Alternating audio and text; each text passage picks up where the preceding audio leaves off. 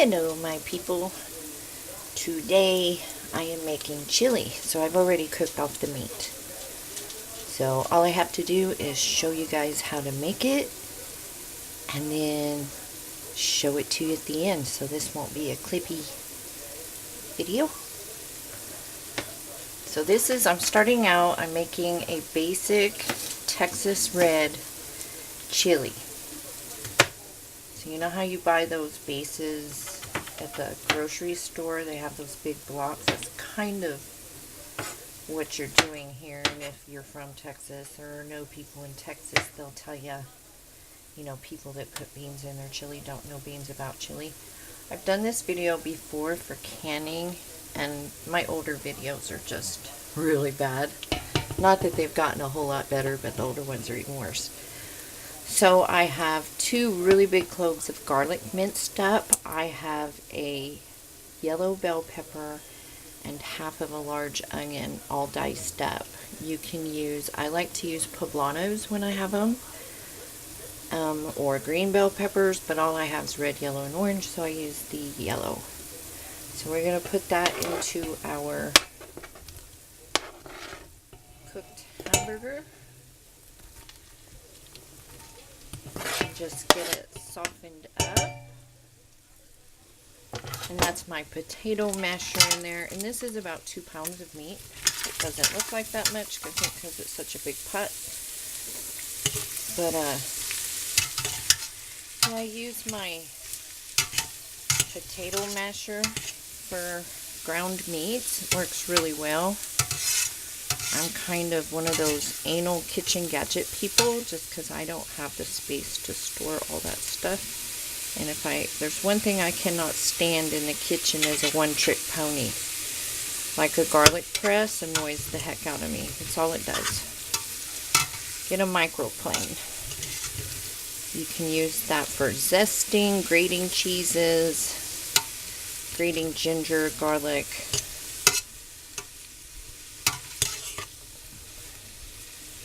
Some of my onions are still a little big, but that's okay, because after I show you how to do the basic Texas red, we're going to turn it into a chunky chili, because I'm actually doing this video for you, Scotty, and you, Charlene. So,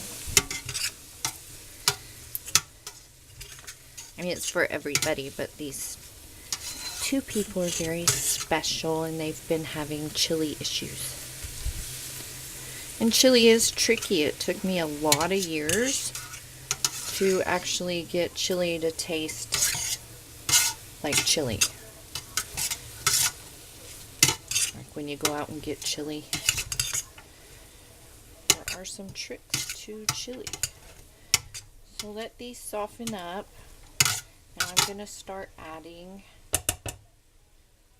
winter onions. I tell you, they're gnarly. Start adding some of our spices.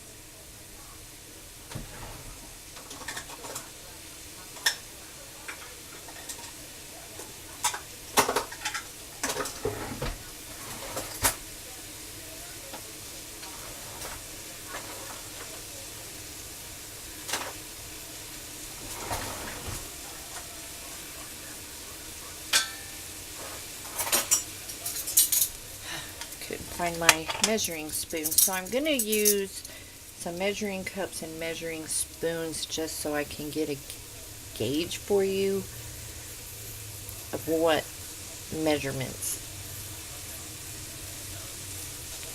So I'm going to do my best. Now I use a lot of chili powder because, well, this is chili and we want it to taste like chili. So I'm actually going to start out with a half a cup of chili powder.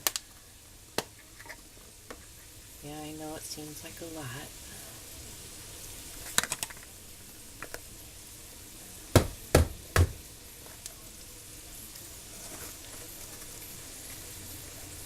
And I can usually tell by looking if I'm going to want more chili powder, because you want your chili to be red.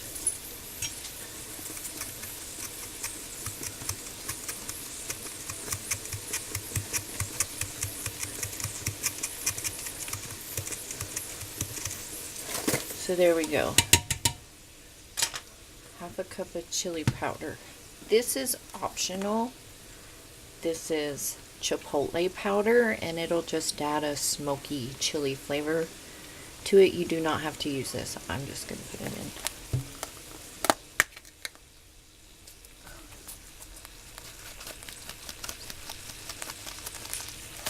So that's about a teaspoon of that. Going to use some onion powder just because it's an extremely good seasoning in cooking. So a heaping teaspoon chili powder. Sorry, Bella is very chatty. I've not added any salt yet, so I'm going to add a teaspoon of garlic salt.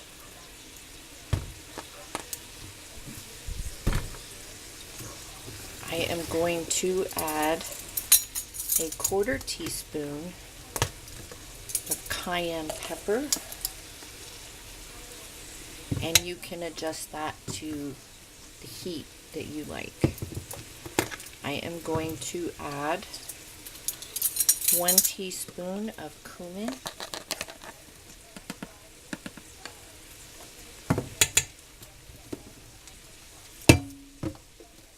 and I am going to add a tablespoon of paprika.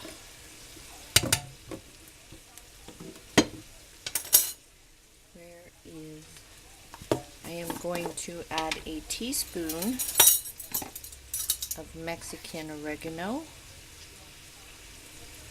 And I got this at the farmer's market, so I put it in my hand like this.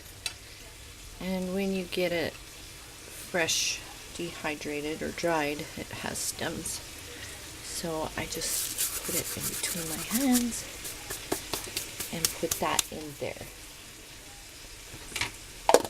I need to get the brown sugar.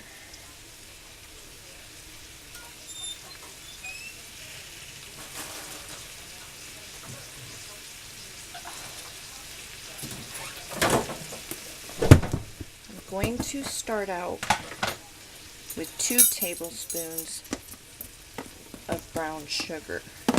Now, if you're making spaghetti sauces, chilies, things with a tomato base or a lot of seasonings,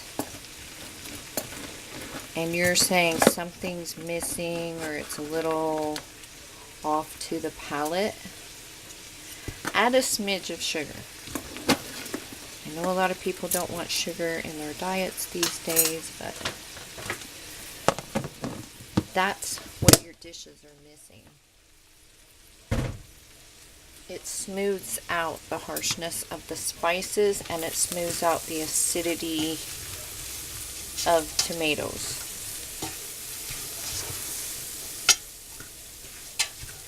And if you're using canned tomato products, they're very high in acidity because they are canned.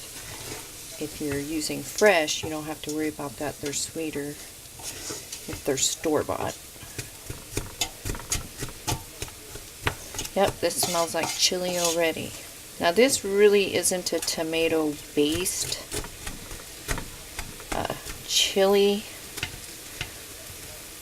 I use some tomato paste in my Texas Red, and then beef broth. And I do have a quart of beef broth back there. And you can make it from scratch by the store-bought, and the amount you use depends on how thick or thin you want your chili. And really the tomato paste is more or less my thickener, to be honest. And it as well is going to have a lot of acidity.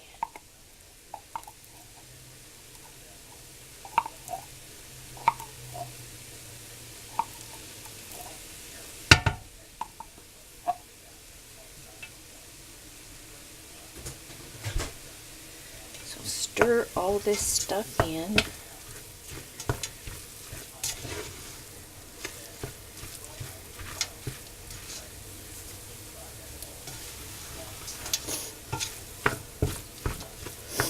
been really cold here. I think it's been colder here, gotten more ice and snow than northern states this year, and that's just not normal.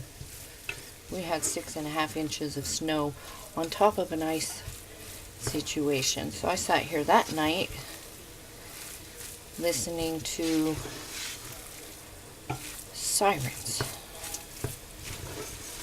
And then on my birthday, Saturday, I got up to icing in the morning. So there we have that. Now we are going to add a quart of beef broth,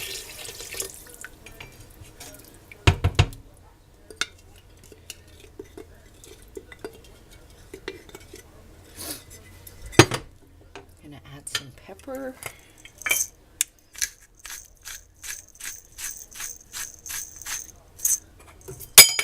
ooh, I'm sorry, I bet that hurt your ear, and some pink salt.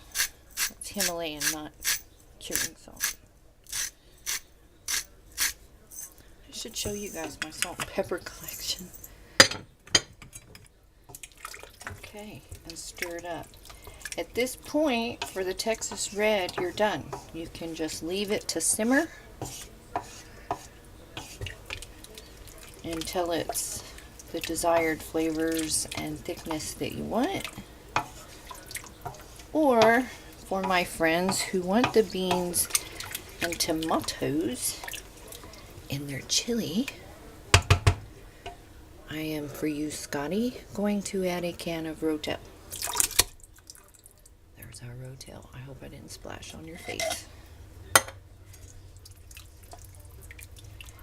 And then for you bean people, from here you can add kidney beans, black beans, white beans, brown beans, any kind of bean you want.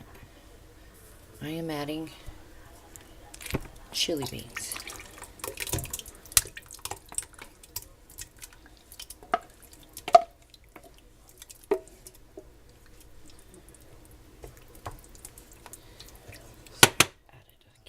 Chili beans, and then I'm just gonna let this simmer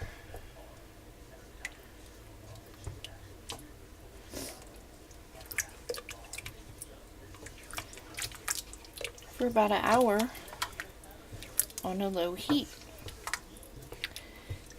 You can taste this now for seasonings, but it's not really gonna give you an accurate gauge. So let it simmer for about 30 minutes, then come back and taste it. And you'll know if you want more heat, more chili flavoring spice, or if it's strong, you might want some more sugar. So there you go. Oh, one more thing.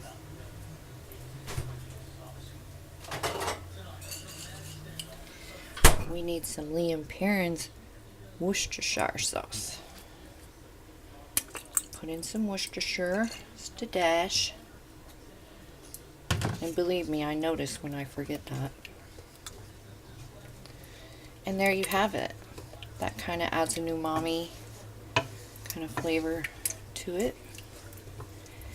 It does look nice and red, so right now I'm not going to add any more chili powder. And there you have it. So I'm going to let this simmer, and then I will see you guys when we taste it and serve it up. So I'll see you in a little while. Alrighty, everybody. Dinner is ready. See that nice, rich chili color? The only thing I had to add was salt. And that put it right where it needed to be. You always need to salt your food, you guys.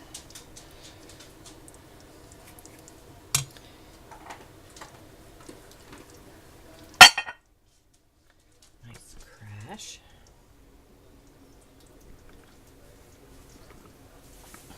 And my lens is dirty. So there it is. I'm gonna add a little chili. Or I mean little cheese. I'm focused on that spot. Let me see. I can. Here we go. A little cheese, a little onion, and mine will have a little sour cream. Make your bowl nice and tidy. So there it is. If you have any questions or comments of any kind, post them down below. If you haven't subscribed, maybe think about doing that. And I will see you in the next video. I can't think of anything else. A thumbs up always helps if you like the recipe, and this would be really good in the tamale pie recipe. So I will see you all next time. Have a great day, morning, evening, night, whatever it is where you're at. Bye-bye.